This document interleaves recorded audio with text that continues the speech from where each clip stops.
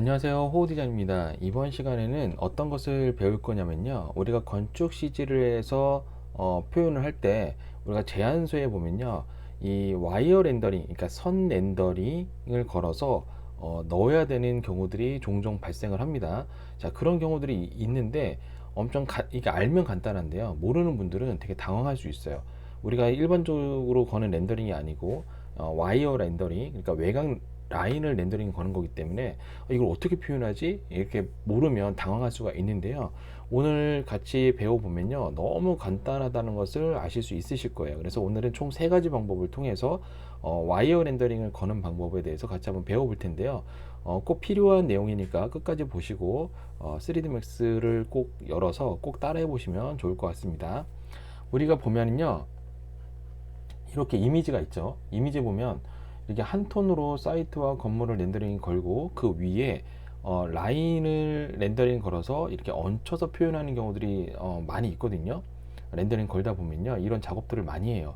그런데 모르면 당연히 당황스럽죠. 예, 정말 간단한데 말이죠. 그래서 오늘 이 방법이 너무 간단하기 때문에 쉽게 알아두시면 정말 많은 도움이 되시리라 생각합니다.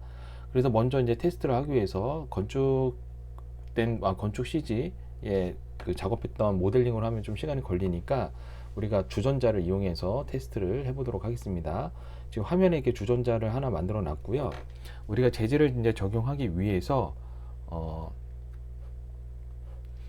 자, 슬레이트 매트리얼 에디터 창을 열어 주었고요. 단축키는 알파벳 M이죠. 자, 여기 보면 아직까지도 컴팩트 재질을 사용하시는 분들이 있으실 거예요. 물론 이것도 이게 익숙하신 분들은 훨씬 편하시겠지만 우리가 슬레이트 매트리얼 에디터 창을 한번 써보시면요. 정말 직관적이고 작업 시간을 훨씬 더 줄일 수가 있습니다. 그래서 슬레이트 에디터 창을, 매트리얼 에디터 창을 어려워하는 분들도 일주일만 써보면 정말 편하니까요. 한번 꼭 써보시면 좋을 것 같고요. 자, 여기에서 이제 재질을 적용할 건데 우리가 V-Ray 매트리얼 창을 매트리얼 재질을 하나 갖고 오고요. 자, 여기에서 이제 어떤 재질을 적용할 거냐면 우리가 맵에서 V-Ray 여기 엣지 텍스라고 있어요. V-Ray 엣지 텍스를 이렇게 가지고 와서요. 이 디퓨즈에다가 연결을 해줍니다. 자, 보면 V-Ray 엣지 텍스의 옵션을 보면요. 좀 흰색으로 되어 있는데 우리가 라인의 컬러를 정할 수가 있어요. 흰색의 바탕이 흰색이면 보이지 않겠죠. 그래서 라인 색깔을 검은색으로 이렇게 바꿔주시고요. 여기 보면 픽셀 위드 값이 있는데 이것은 라인의 두께를 표현하는 수치 값입니다. 이것을 1.5 정도 입력해 주신 상태에서 여기서 이 재질을 자, 적용을 해주도록 하겠습니다. Assign Material to Selection이라고 되어 있죠. 이 버튼을 클릭하면 이제 적용이 됐어요. 그래서 이 상태에서 렌더링 한번 걸어보도록 하겠습니다. 렌더링 걸면요, 기본적으로 디퓨즈의 컬러가 나타난 상태에서 그 위에 라인이 입혀져요. 자, 이렇게 되면은 되게 우리가 원하는 부분이 아니죠. 이 이질감이 느껴지잖아요. 물론 이거를 채널을 따서 뭐 이 디퓨즈의 컬러만 엘레먼트를 뽑아내서 뭐 흰색으로 적용해 줘도 되지만 그렇게 되면 작업을 여러 번에 또 더 걸쳐서 해야 되기 때문에 작업 시간이 늘 수 있잖아요. 그래서 렌더링을 한 방에 끝낼 수 있는 방법을 알아봐야 되겠죠. 자, 그래서 여기에서 얘를 복사를 해 주시고요. 자, 복사를 해준 상태에서 이 오퍼시티에다가 연결을 해줍니다. 그리고 여기에서 흰색으로 적용을 해준 상태에서 자, 이번엔 렌더링 한번 걸어보면요. 자, 디퓨즈 컬러는 빠지고 와이어만 렌더링 걸리는 것을 확인할 수가 있는데요. 자, 여기서 하나의 단점이 좀 있어요. 어떤 단점이 있냐? 여기 보면은 보이지 않는 이 가려진 부분까지 렌더링이 되기 때문에 지저분하게 표현이 돼요.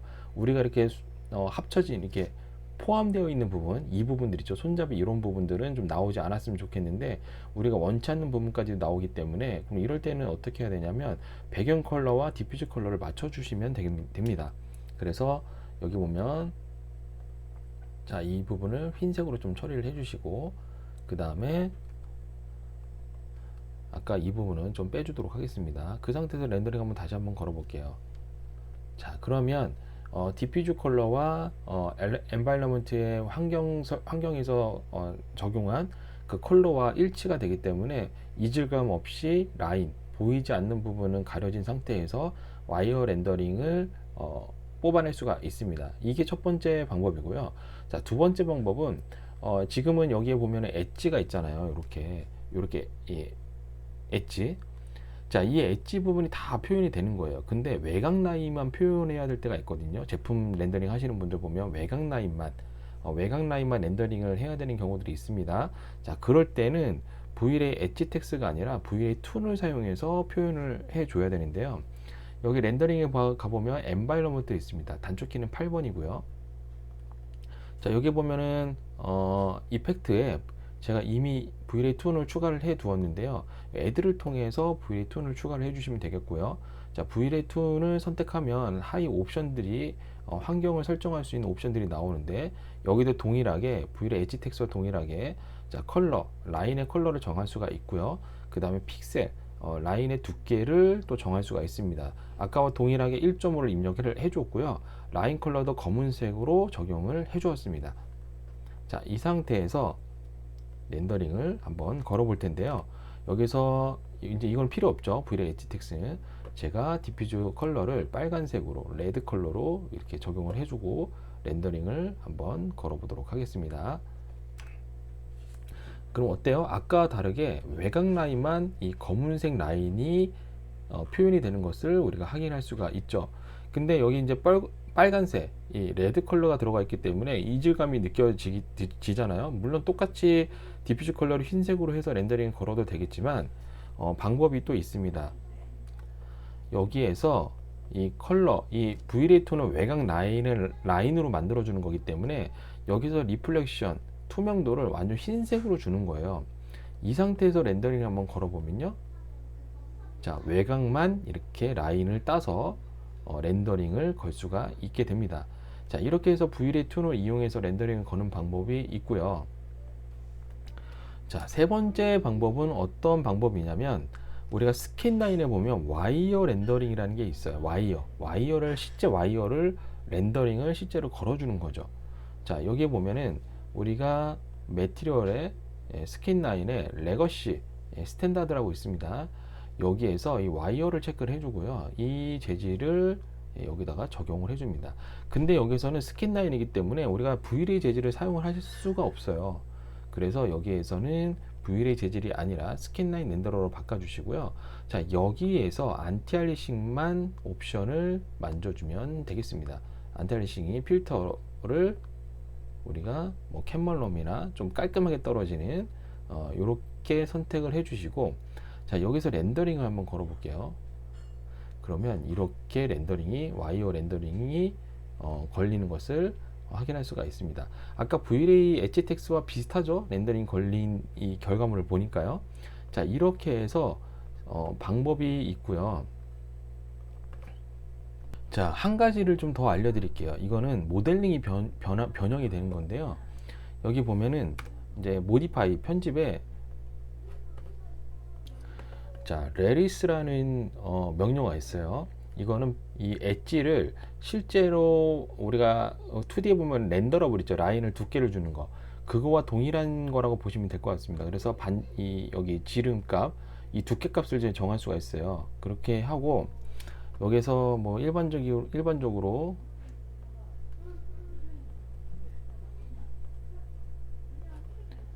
자, 아까 우리가 스킨 라인으로 바꿔줬으니까 다시 V-Ray로 바꿔줘야 되겠죠. 여기에서 V-Ray로 바꿔주고요.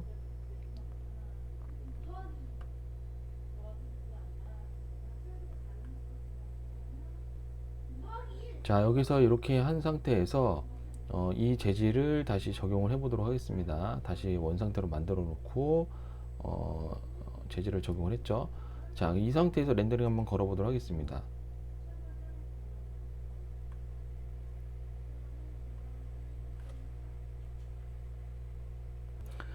디퓨즈에서 이 색깔을 아까 흰색으로 했었잖아요. 검은색으로 해야 됩니다. 이 재질 적용된 색깔이 와이어에 적용돼서 렌더링이 되기 때문에 여기 디퓨즈 컬러를 검은색이나 와이어로 표현하고 싶은 컬러를 적용한 상태에서 그 다음에 우리가 레티스를 적용해서 렌더링을 걸어주면 되겠습니다. 그러면 이와 같이 와이어로 두께가 실제로 적용된 상태에서 렌더링이 걸리는 거고요.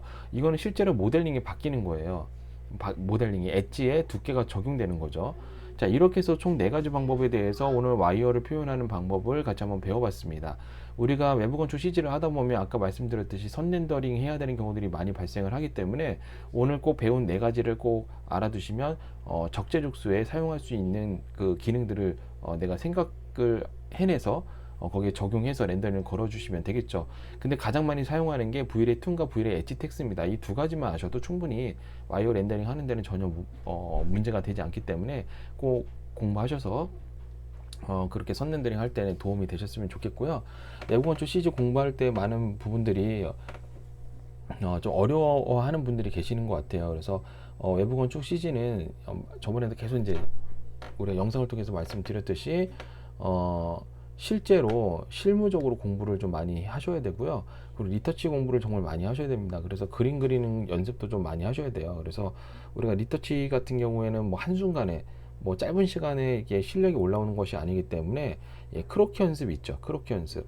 그래서 이제 저 같은 경우는 미대를 나왔기 때문에 그런 연습을 많이 했지만 미대 출신이 아닌 분들은 좀 어려워할 수 있지만요. 크로키라는 것은 뭐 그림을 엄청 디테일하게 잘 그리는 것이 아니잖아요. 우리가 지금 뭐 현장에 가면 뭐 공원에서 뛰어놀고 있는 모습 아니면 건물의 뭐 그런 모습들 그런 모습들을 실시간으로 그리는 것이 또 뭐 좋지만 요즘에 SLR 클럽이나 그런 카페 같은 데나 아니면 사이트에 가보면 잘 찍어놓은 사진들 많잖아요. 구글링에도 많이 나오고요. 자, 그런 것들을 정말 빠른 시간 안에 뭐 30초든 1분이든 정해놓고 아주 빠르게 형태만 뜨는 거예요. 형태만 뭐 형태도 뭐 정확하게 할 필요도 없습니다. 우리가 뭐 디테일한 소묘를 하는 것이 아니기 때문에.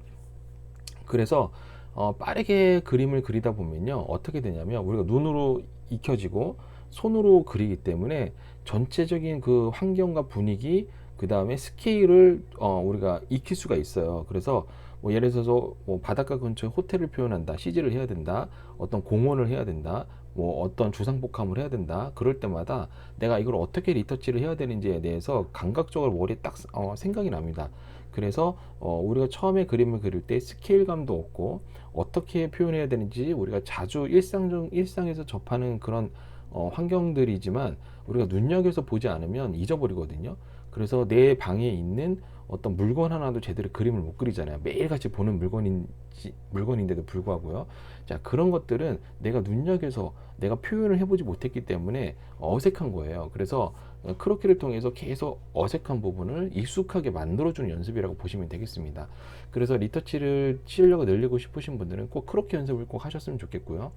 그리고 리터치를 하는 방법에 기본적인 방법들이 있어요. 유리 리터치, 뭐 조경을 어떻게 심는 방법. 자, 이런 것들은 호호 디자인의 정규반 수업을 들으시면 어떻게 리터치를 하는지를 또 배우실 수 있으니까요. 또 수업이 필요하신 분들은 단톡방을 통해서 문의 주시면 친절하게 상담을 또 문의에 맞게끔 상담을 드리도록 하겠습니다. 자, 오늘도 고생 많이 하셨고요. 다음에는 더 좋은 내용을 가지고 찾아오도록 하겠습니다. 지금까지 호디자니였습니다.